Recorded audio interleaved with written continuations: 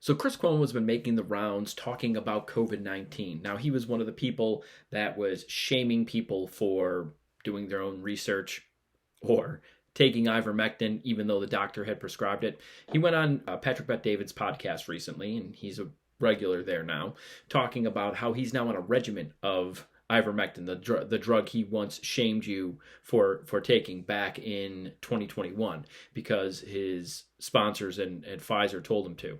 So I'm going to show a couple of clips and give you my perspective on why Cuomo is saying what he's saying, but not quite making the full leap to say what he should be saying. So let's go right into the clip here. This one is him on Patrick Bet-David talking about his regimen of ivermectin. Let's listen in.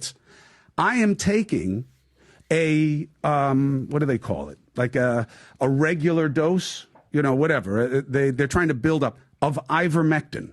Ivermectin was a boogeyman early on in COVID. You couldn't talk about it. That was wrong. We were given bad information about ivermectin. The real question is why? Everyone's going to say Joe Rogan was right. No, Joe Rogan was saying, yeah, he was right. But that's not what matters. What matters is the entire clinical community knew that ivermectin couldn't hurt you. They knew it, Patrick.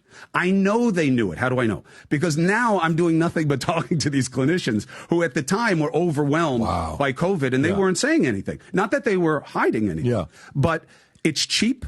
It's not owned by anybody. And it's used as an antimicrobial, antiviral, and all of these different ways. Yeah, that's what people were saying back in 2021. But Chris Cuomo was one of the people that was shaming people for taking ivermectin, even though, like he said, it was known in the medical community that it wasn't going to cause any harm. So he points out something very obvious, and why he and his colleagues over at CNN were talking about ivermectin the way that they were, is that nobody owns it. It's cheap. There's no money to be made in ivermectin. They needed the emergency use authorization to be able to push these vaccines through. If there was anything that, if there were actual treatments outside of that the FDA was approving, the emergency use authorization wouldn't have come through, which means less money for Pfizer, a big sponsor of CNN. And Chris Cuomo knew that. Now he's pretending like people didn't know that back then, and he didn't know that. Now, maybe he didn't, but if he didn't, it's because he buried his head in the sand. I mean, he's supposed to be a reporter, if I'm not mistaken, and he did no investigation into, is it realistic that ivermectin could help people? He was either really bad at his job or lying to people by omission, which I believe in the latter of those two statements. He might be kind of bad at his job. So here's him talking to somebody who was injured by the vaccine, and then I'm going to play a clip of his brother talking to, I believe, I think her name's Leanna Wen, the doctor who was always pushing the vaccines and the boosters on CNN back a couple of years ago until COVID has kind of gone on the back burner. But let's listen into what he has to say here. Say that I have long COVID because the doctors who are treating me are calling it long COVID, and they say that they're not getting a whole lot of support from the government because even though we are spending a lot of money in the U.S. On a specific effort to research long COVID, they take a long time. And I think there's really no incentive to get out in front of this because it's just bad PR. Right? I mean, nobody's going to get patted on the back for saying, yeah, Sean's right. There's side effects on some of the vaccines or all of the vaccines that we should be talking about and figuring out how to treat. And there is long COVID and there's lots. Nobody wants to say that because it's all political now. Right. Well, it's not because it's all political now. It's because of what they forced you to do. Don't forget that you were threatened with losing your job. In some cases, people did lose their job. I'm one of those people. If you worked for the government, you had to take it. That includes the military. If you worked in the healthcare industry, you had to take it. And any number of employers were forcing their employees to take it. So it's not political. It's more so them covering the fact that they made you take it. They said, you have to take it or you can't live in society. You're going to have to find a different way to provide for your family. So it's not that it's political. It's that they cannot come back and say, oh, our bad, that we were wrong on this and people died because of it.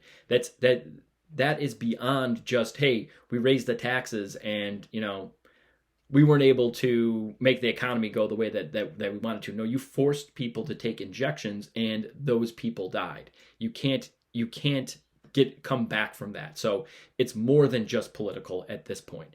And then there's his brother, Andrew Cuomo, talking about the government and what they were able to do during COVID and what they weren't able to do. And it's pretty shocking that he seems to think that they weren't able to take away people's freedoms, because that's exactly what he was doing in New York. So let's just listen into what he had to say.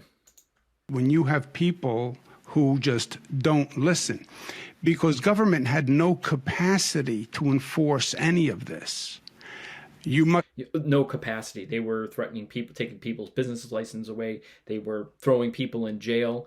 There's a famous clip of somebody a woman who got arrested at like a soccer game or football game or whatever, and she was sitting outside in the stands and she didn't have a mask on, and they threw her in jail. So don't give me they had no authority to enforce any of this when they could literally put you in jail for doing things that they told you not to do, like opening your business or not wearing a mask in public.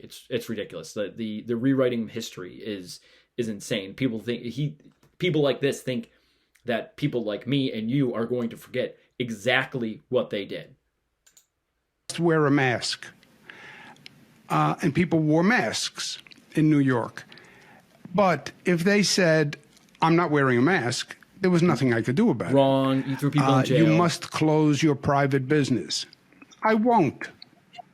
Well, there was nothing I could really do about it. It was really all voluntary. No, and it was wasn't. Extraordinary when you think about it, that society acted with that uniformity voluntarily, because I had no enforcement capacity.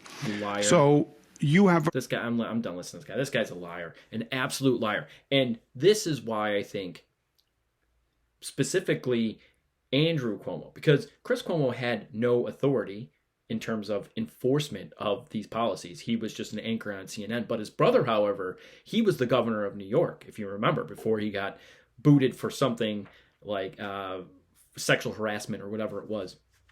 What he should have gotten booted for was actually worse, when his policies were putting old people, locking them in, and COVID was spreading throughout that community. If you remember early on in the pandemic, that was his policy. His policy was so bad that it got people killed. And that goes back to what I was talking about with Chris Cuomo, why he won't take that extra step and say, like, it's more than just political because people died. He can't say that. That's his brother. He's never going to say that. So when you hear Chris Cuomo go out there and talking things that you want to hear, remember that. Remember that he's not taking it that one step further because he's covering for people like his brother.